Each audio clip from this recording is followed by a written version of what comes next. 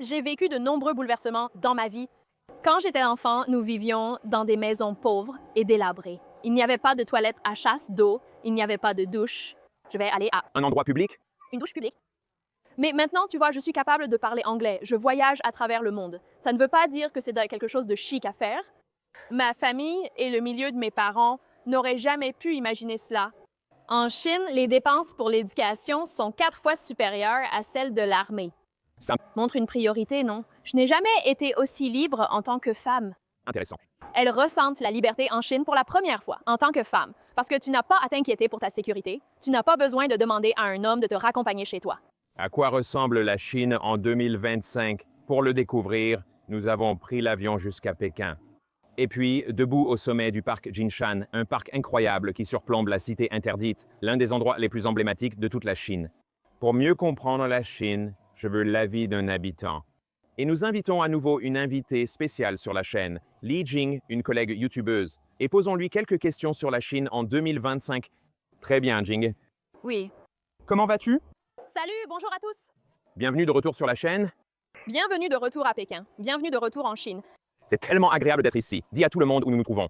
Donc ici, c'est le parc Jingshan. Je ne sais pas si vous pouvez le voir. Nous pouvons. Magnifique doré. Toi, ça. C'est Le musée du palais, la cité interdite, c'est le centre de Pékin. Et nous sommes juste derrière. Voici le parc Tokyo. On a toute la vue d'ici. c'est fantastique. C'est tellement agréable. Vue incroyable sur la cité interdite, certainement l'un des lieux les plus célèbres de Chine.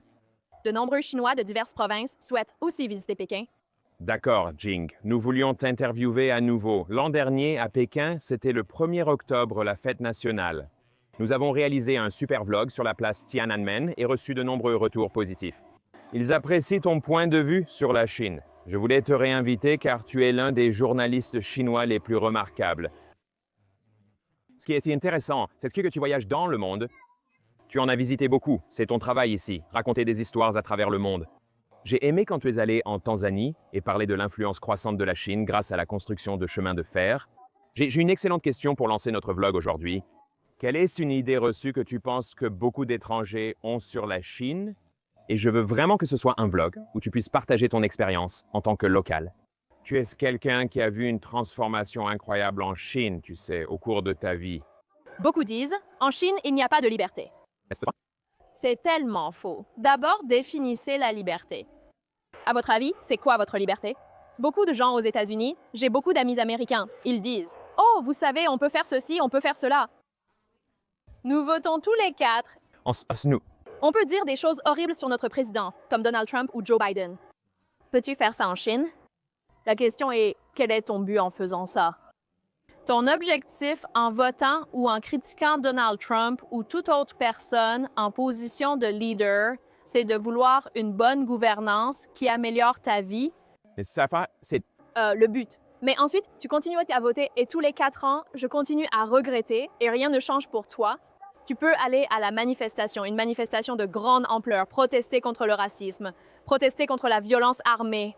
Mais c'est toujours là. Le racisme comme la violence armée est toujours là. En Chine, je pense que nous avons la vraie liberté. Je sais que c'est une grande différence. Amen. C'est pas que moi qui le dis. Beaucoup de mes amis étrangers disent qu'en Chine, ils ont une vraie liberté. Ici, la plus grande liberté, c'est la sécurité. On ne peut pas imaginer à quel point c'est sûr. c'est incroyable. Nous sommes allés à de grandes réunions dans des espaces publics. Nous laissons notre sac à dos, notre téléphone sur la table. Pendant des heures, je reviens, mon téléphone, mon sac à dos, ils sont toujours là. Ils sont toujours là. Et De nombreuses créatrices de préservatifs du monde entier font de même. Elles laissent leur livraison, elles oublient leur passeport dans des endroits touristiques.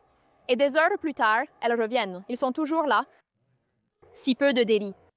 Et puis, oui, non, une autre chose, c'est pour les femmes, surtout pour les femmes, parce qu'il y a beaucoup de questions de sécurité. Les gens ne s'en rendent pas compte. En Chine, en tant que femme, je peux sortir, faire la fête jusqu'à, disons, minuit, 1 heure, 2 heures. du matin et Je peux rentrer seule, marcher ou prendre une voiture sans m'inquiéter. détail. Et C'est pareil pour toutes les femmes de tout pays ayant vécu un certain temps en Chine. Elles disent toutes la même chose. Jamais je ne me suis sentie aussi libre en tant que femme. intéressant. Pour la première fois, elles découvrent la liberté en Chine en tant que femme. Parce que vous n'avez pas à vous soucier de votre sécurité. Vous n'avez pas besoin de demander à un homme de vous raccompagner chez vous parce que c'est tout simplement très sûr. Voilà la vraie liberté. Tu as raison sur les gouvernements occidentaux, n'est-ce pas? Nous voulons voter pour voir un changement et que le gouvernement travaille vraiment pour le peuple. J'aimerais avoir ton avis. Que fait réellement le gouvernement chinois? Dans ta vie, est-ce que tu as pu voir des avantages concrets que tu peux vraiment exprimer et partager? Je vois les changements spectaculaires. J'ai vécu les changements spectaculaires que j'ai traversés. Beaucoup de changements spectaculaires dans ma vie. J'ai la trentaine. Donc, pendant les 30 années de ma jeunesse, nous vivions dans des maisons pauvres et délabrées. Ma famille vient d'un milieu d'agriculteurs et ouvriers, donc rien de spécial. Il n'y avait ni toilette à chasse d'eau ni douche, seulement des toilettes publiques. J'allais à une douche publique. Maintenant, tu vois, je parle anglais et je voyage dans le monde. Cela ne signifie pas que c'est luxueux. Ma famille et le milieu de mes parents n'auraient jamais pu imaginer cela. Seuls mes parents, pas toute la famille, parlent anglais. Mais grâce à leur travail acharné, ils ont pu gagner assez d'argent pour m'aider à recevoir une bonne éducation en Chine et dans différents pays. Et puis, Et maintenant, je vois que je travaille et vis à Pékin et que je me fais des amis du monde entier. Et aussi, je suis journaliste, n'est-ce pas? Je voyage à travers la Chine et dans le monde entier. Donc, je me sens tellement chanceuse de faire ce métier parce que je vois la vie des autres, je vois des changements spectaculaires dans leur vie. Mon histoire n'est rien comparée à celle recueillie dans divers villages en Chine. Enfant, j'avais une camarade de classe originaire du Xinjiang, région des Ouïghours de Tana, et à l'époque, pendant les vacances d'été ou d'hiver, un mois de vacances d'hiver, elle ne rentrait pas dans sa ville natale. Pourquoi? Parce que le vrai trajet prend une semaine en train, puis en bus, et ensuite probablement dans un wagon à bestiaux. Donc tout le mois de vacances est perdu, donc elle ne rentre pas à la maison. Maintenant, il ne faut que 5 heures de vol, par exemple, de Pékin à Urumqi. Et tu sais quoi? Il y a 27 aéroports, rien que dans une province de Xinjiang, la région de Ouekataos. 27 aéroports. Et sans oublier, ils ont les premières voies ferrées qui encerclent entièrement le désert du Taklamakan, le deuxième plus grand désert mouvant du monde. Désormais, quand vous y allez, tous les villageois partent de la région. La même histoire s'est répétée dans le Yunnan, le Guangxi et toutes les provinces que j'ai visitées. Certaines personnes, quand je vais les voir et les interviewer dans le cadre de mon travail sur la réduction de la pauvreté en Chine, j'ai pu observer les plus grands changements.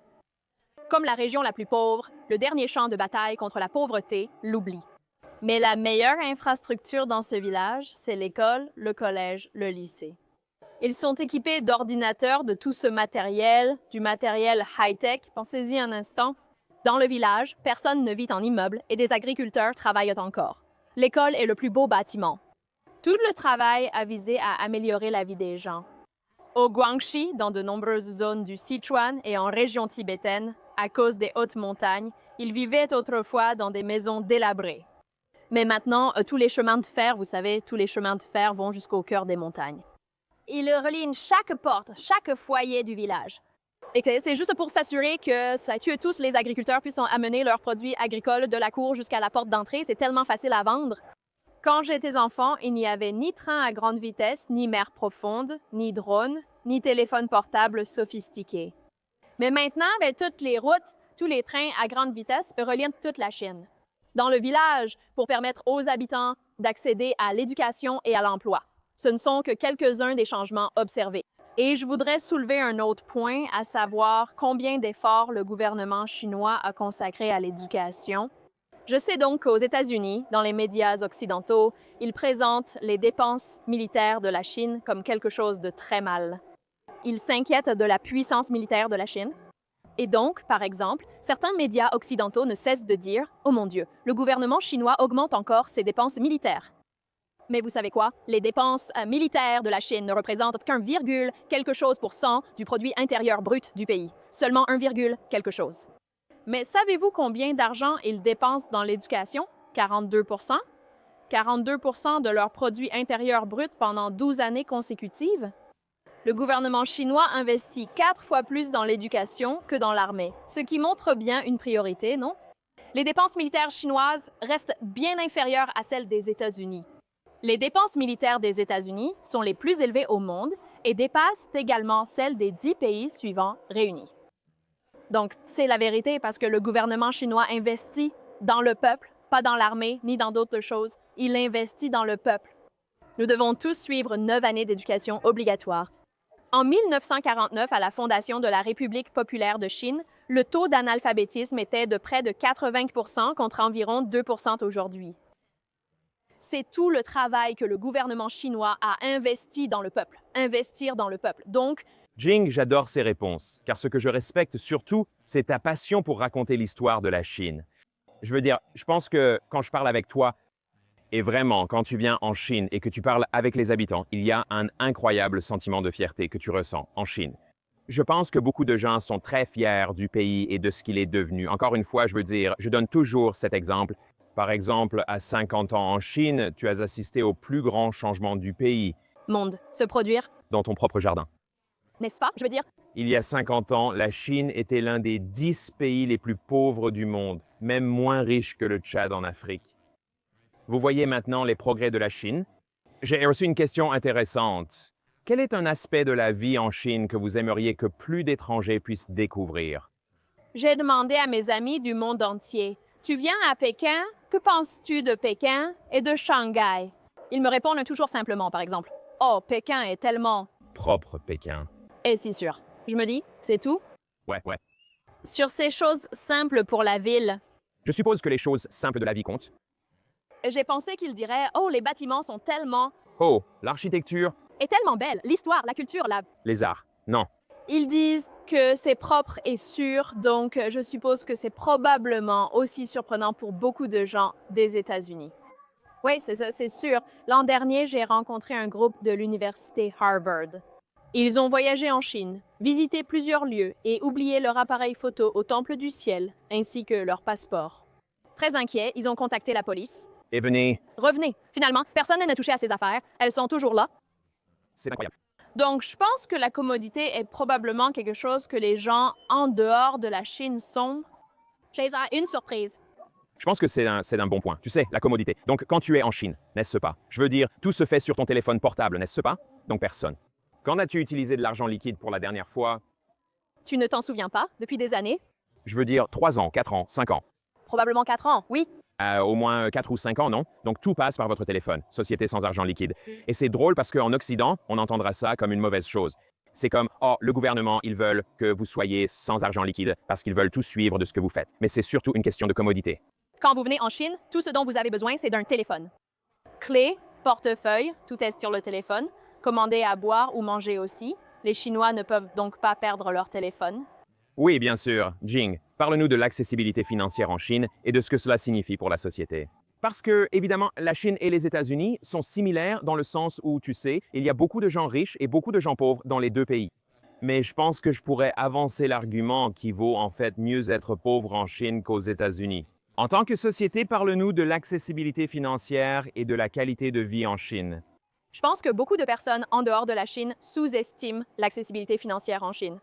Je vois beaucoup de gens sur Internet dire « Oh, le revenu moyen en Chine est encore si bas. Il est tellement plus bas que le revenu moyen aux États-Unis. » Donc, les États-Unis restent bien meilleurs que la Chine. Selon moi, le revenu moyen ne prouve rien.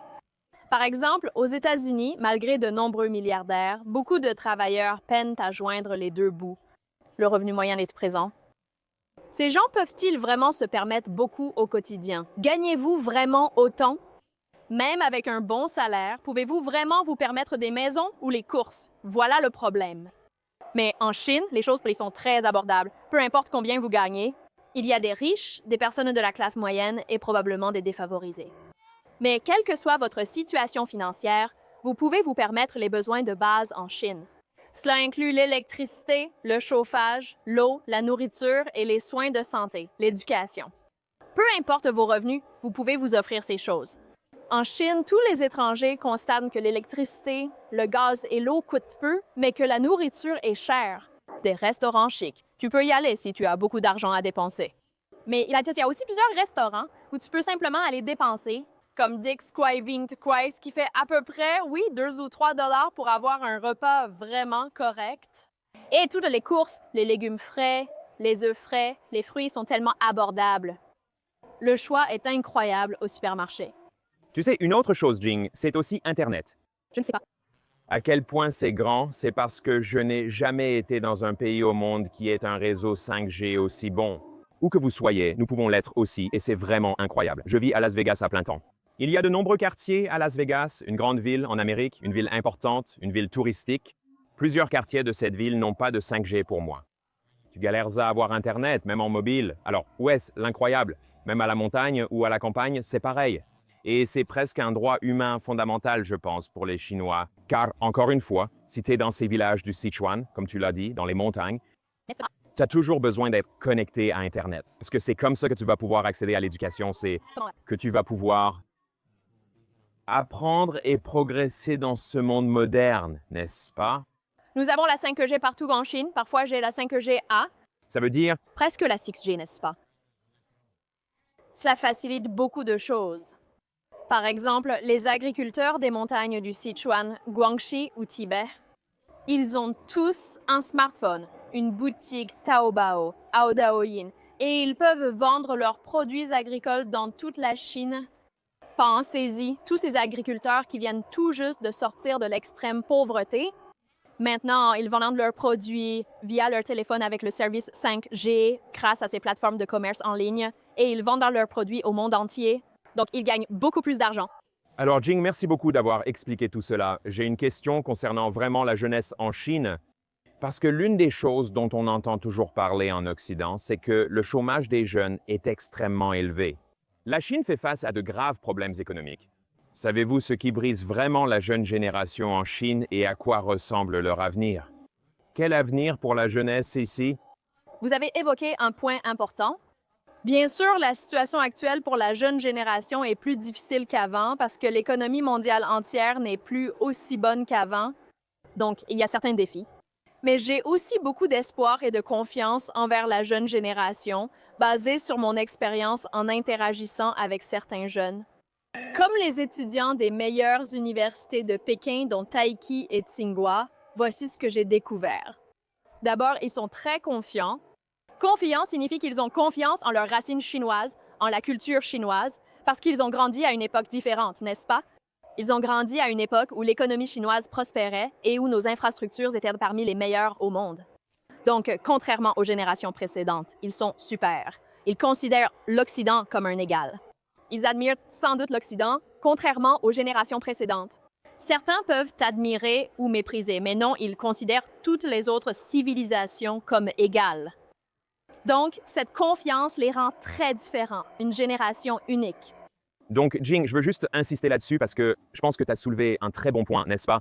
Et je pense que ce que tu voulais dire, c'est que les générations précédentes pensaient toujours que la Chine était peut-être en retard, n'est-ce pas? Tu regardais un peu les États-Unis en te disant, ah bon, ce sont eux les leaders, tu sais, on est derrière les États-Unis. Tu veux dire que cette génération voit la Chine comme étant désormais au même niveau? Oui. C'est ça. Et je pense que c'est la différence, n'est-ce pas? Parce que c'est comme tu l'as dit, si tu as la vingtaine en Chine, tout ce que tu as vu, c'est une Chine moderne. Oui. Tout ce que tu as vu, c'est une Chine avancée, n'est-ce pas? Tu connais ces bâtiments incroyables, les infrastructures, les métros, tu sais, le train à grande vitesse, toutes ces infrastructures qui ont fait partie intégrante de ton enfance. Oui. C'est ça, tu sais. Et aussi pour les générations plus âgées. Les générations plus âgées, certains d'entre eux, à ce jour, ils pensent toujours que leur propre culture est inférieure à celle des pays occidentaux. D'une certaine manière, moi je peux comprendre là, parce qu'ils ont grandi dans une autre époque. La Chine n'était qu'un pays pauvre ravagé par la guerre, et à cette époque, les pays occidentaux étaient bien plus avancés. Donc je comprends pourquoi ils ont ce point de vue. La Chine a rejoint l'Organisation mondiale du commerce en 2000, et c'est aussi à partir de 2000. Le soft power a une forte influence en Chine. Comme les médias, toutes les élites présentent les États-Unis comme le meilleur pays, la meilleure culture du monde. Et que les pays occidentaux sont bien supérieurs à la culture orientale. Alors que c'était partout dans les médias, Bill Clinton l'a dit ouvertement. La raison pour laquelle nous voulons faire entrer la Chine dans l'Organisation mondiale du commerce n'est pas de leur permettre de faire du libre-échange. Ils cherchent à changer progressivement le régime en Chine. Comment font-ils cela? Pas par des guerres directes, mais par infiltration et guerre de l'information. C'est-à-dire influencer les médias, influencer les universitaires, influencer les élites et les laisser laver le cerveau de la population locale pour pouvoir faire l'infiltration. Changer le régime de l'intérieur, donc moins d'argent et de dépenses pour les États-Unis, selon Bill Clinton. Ces personnes ont grandi dans cette région en pleine guerre de l'information. Bien sûr, elles ont une opinion horrible de leur propre culture. Mais aujourd'hui, cette guerre de l'information échoue car la réalité a changé. Je veux dire, par exemple, tous les jeunes générations vont dans différents pays, voyagent dans différents pays, étudient dans différents pays, tout le temps. Comme moi, j'ai fait mes études au Royaume-Uni. Beaucoup d'autres enfants ont grandi ou voyagé avec leurs parents dans divers pays depuis leur jeune âge. Ils ont découvert différentes cultures et ils ont aussi grandi en Chine avec, disons, une technologie bien meilleure. Alors, comment pouvez-vous convaincre ces jeunes Chinois qui ont grandi dans une réalité économique bien meilleure et avec une meilleure technologie de dire « Oh, votre pays est pire ». Selon moi, la Chine a montré qu'il existe plusieurs façons de diriger un pays. La démocratie n'est pas une solution universelle. Chaque nation dans le monde doit être une démocratie. Chaque nation dans le monde doit avoir 2 partis. Chaque nation dans le monde doit organiser une élection tous les 4 ans. Il y a aussi diverses manières de gouverner, non? Chaque pays étant différent, il faut trouver ce qui convient à vos besoins et à la population. Et je pense que certains politiciens américains essaient de faire peur à leur peuple en disant, ben vous savez, si la Chine réussit, ils vont apporter leur socialisme, leur communisme ici ou peu importe. On craint le rouge. Ce n'est absolument pas l'objectif de la Chine, comme l'ont clairement répété ses dirigeants. Nous ne voulons pas exporter notre gouvernance. Cela ne nous intéresse pas. Nous voulons simplement que cela nous convienne. Nous nous adaptons à nos conditions historiques, culturelles et de toutes sortes, donc c'est notre style. Vous n'avez qu'à respecter nos propres décisions de choisir ce qui est le mieux pour nous, et vous choisissez ce que vous voulez. Ça nous est égal. La Chine étant non interventionniste, de nombreux pays font affaire avec elle. Plus de 140 pays commercent avec la Chine. 100. Près de 150 pays ont rejoint l'initiative La Ceinture et la Route. Donc, la plupart des pays, j'ai voyagé dans plusieurs pays de l'ICR comme la Tanzanie, le Pakistan, ces pays-là. Et je suis aussi curieuse, je demande aux gens du coin, qu'est-ce que vous en pensez? Que pensez-vous de l'ICR et de la Chine? Beaucoup disent cela. Bon, par exemple, une journaliste nigériane à qui j'ai parlé, je lui ai demandé « Comment est la Chine chez vous? Comment va la coopération? » Il a répondu « Vous savez quoi? Dans mon pays d'origine, le Nigeria, la Chine est impliquée dans tous les domaines. Les arts, l'éducation, les infrastructures, la technologie. Mais il n'y a qu'un seul domaine dans lequel la Chine n'intervient jamais, la politique. La Chine ne demande même pas qui gouverne, quelle politique est menée, quel style de diplomatie est adopté, cela ne l'intéresse pas. Nous faisons simplement des affaires avec vous, et ils apprécient vraiment cela. Tous les pays d'Afrique, d'Amérique latine disent qu'ils aiment travailler avec la Chine parce qu'ils ne parlent que de business. Ils ne font que du commerce sans venir nous donner de leçons. Vous devez élire ce dirigeant, couvrir la révolution, changer de régime, adopter ce style. La Chine ne fait pas ça. La Chine s'en fiche, elle aussi. Peu importe la religion ou le style de démocratie que vous choisissez, nous allons travailler avec vous. Faisons simplement des affaires. Je pense que c'est ce que nous voulons. Même dans une relation, vous voulez un partenaire qui ne vous dit pas de tout faire. Pour respecter votre propre Décision. C'est la même chose pour la relation entre les pays. Il suffit de respecter les décisions de chaque pays. Eh bien, bien dit. Très bien dit. D'accord, Jing, on arrive à la fin du vlog d'aujourd'hui et j'ai une question importante pour toi. La grande histoire de 2025, c'était la guerre des tarifs, non? On voit que Donald Trump impose des tarifs contre la Chine plus tôt dans l'année. C'était assez incroyable, non? D'abord, c'était 100%, puis 145%, et c'est monté jusqu'à 245%. Tu sais, comment les Chinois voient-ils la guerre des tarifs? Et puis, comment voit-il Donald Trump et le gouvernement américain en ce moment, en 2025? Donald Trump n'a pas d'importance. Peu importe qui occupe la position de dirigeant américain, ils Vont utiliser les mêmes politiques envers la Chine. Je pense que les Chinois ne se préoccupent pas de qui dirige les États-Unis. Nous nous préparons au pire. Nous voulons aussi rester amis avec les États-Unis. Et comme nous en parlions il y a quelques jours à peine, il y a un groupe de lycéens des États-Unis qui visitent la Chine et ils chantent des chansons. De belles chansons comme « Quel monde merveilleux » d'amitié dans différents quartiers de Pékin pour créer des liens avec la jeunesse chinoise. Donc, je pense que représente l'espoir de la future relation entre la Chine et les États-Unis. Donc il y a toujours des gens qui se lient d'amitié avec nous, et il y a toujours des gens qui adoptent des politiques hostiles envers la Chine. La Chine est vue comme le principal rival stratégique par la classe dirigeante américaine. Voilà tout. Peu importe qui est au pouvoir, que ce soit Donald Trump, Joe Biden ou n'importe qui d'autre, cela ne nous intéresse pas. Deuxièmement, à propos de la guerre contre le terrorisme, nous en rions. C'est tellement stupide parce que ça ne nous affecte pas tant que ça. Il y a un certain impact, mais pas tant que ça. Ils demandent aux Américains, aux citoyens moyens, de payer pour tous ces produits. Alors pourquoi? Je dirais que c'est parce que la Chine possède une chaîne d'approvisionnement complète.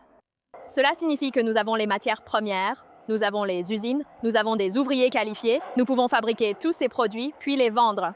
Donc cela veut dire que nous sommes autonomes, nous sommes indépendants. Et le premier partenaire commercial de la Chine n'est pas les États-Unis, c'est l'Association des nations de l'Asie du Sud-Est. Qu'est-ce que l'Association des nations de l'Asie du Sud-Est? Association des nations d'Asie du Sud-Est? Donc tous les pays d'Asie du Sud-Est sont nos plus grands alliés, nos plus grands partenaires commerciaux. Donc, le deuxième partenaire est l'Union européenne, les pays européens, et les États-Unis sont le troisième. L'impact n'est pas si important. Je pense que les gens ne réalisent pas à quel point la Chine est profondément intégrée au reste du monde en matière de commerce. Donc, on peut facilement dire « Oh, je veux étrangler la Chine, alors je n'achète pas le T-shirt ou les crampons venant de Chine. » Ce T-shirt est peut-être fabriqué aux États-Unis, mais boutons, fermetures éclairs et fils viennent de Chine. Ce vélo est peut-être fabriqué en Allemagne, mais de nombreuses petites pièces viennent de Chine. Donc, la Chine s'est complètement intégrée au reste du monde ces dernières décennies, que ce soit en termes de production, d'approvisionnement ou de commerce. Donc, en gros, la Chine est irremplaçable. Il n'y a aucun moyen qu'une guerre tarifaire puisse étouffer la Chine. Nous vendons simplement cela à d'autres parties du monde. Et il y a toujours des gens qui veulent acheter. Et maintenant, le troisième point, c'est que nous voyons que la guerre commerciale ne vise pas seulement la Chine, n'est-ce pas? Les États-Unis imposent des tarifs à tous leurs amis et alliés. Et certains des pays en développement les plus vulnérables, comme le Vietnam, le Cambodge, je veux dire, comment cela va-t-il aider les gens dans ces pays? Vous dévastez ces pays en développement qui ne peuvent déjà joindre les deux bouts qu'en fabriquant moins de T-shirts. Et puis vous menacez aussi vos alliés, les pays européens. Vous voulez annexer le Canada, vous voulez prendre le canal de Panama, le Groenland. Donc je pense que c'est encore plus dommageable pour les États-Unis eux-mêmes parce que tout le monde veut un partenaire commercial stable, pas quelqu'un qui va retourner la table comme un enfant. Cela nuit vraiment à la réputation des États-Unis eux-mêmes sur la scène mondiale. Et ce qui est vraiment intéressant, c'est que ces derniers mois, on voit même les alliés des États-Unis, comme le Japon et la Corée du Sud. L'Australie se montre très amicale, elle manifeste des signes d'amitié envers la Chine. Le premier ministre australien s'est récemment rendu en Chine, déclarant vouloir une relation stable entre l'Australie et la Chine pour le bénéfice du peuple australien. L'Australie a intérêt à coopérer avec la Chine. Donc, même les alliés des États-Unis se détournent des États-Unis et se tournent vers la Chine. Cela en dit long. C'est vrai, c'est vrai. Super, super. Eh bien, Jing, merci beaucoup d'avoir pris le temps de me rendre visite à nouveau ici à Pékin. Mais c'est toujours un plaisir d'être de retour dans la capitale de la Chine. Je pense que lorsqu'on a une chaîne YouTube sur la Chine, il est important d'y retourner chaque année. Assure-toi d'être ici avec les gens. Tu le vis directement. Mon principal message, et je pense que tu seras d'accord, c'est que si tu n'es jamais venu en Chine, il faut absolument venir vivre l'expérience. Ce que tu vois ici sera très différent de ce que montrent les médias occidentaux. Nous remercions YouTube pour cette plateforme qui nous permet de publier ces vidéos. C'est pourquoi je crois au journalisme citoyen. En plein essor, parce que... Les gens veulent les vraies histoires et ils veulent vraiment avoir de véritables perspectives. Norman, merci beaucoup de nous avoir rejoints. À notre émission. À bientôt. Absolument. Merci, Jeanne. Au revoir.